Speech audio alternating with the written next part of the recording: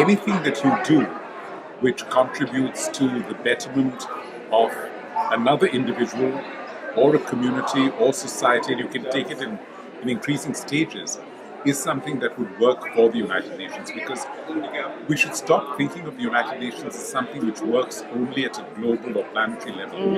It has to be something which works at the level of each individual human being.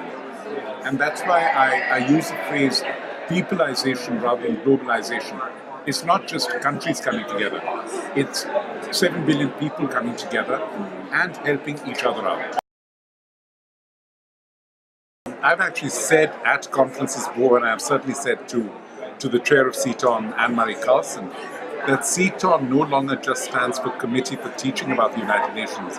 It stands for the Committee for Transforming Attitudes about the United Nations.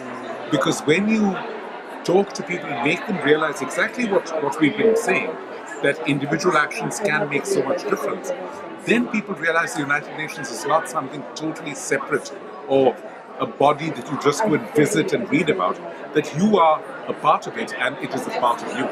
So I think CTAUN has an immense task ahead of it in the sense of being able to work with students in building that community of understanding, and I think it's doing a fantastic job.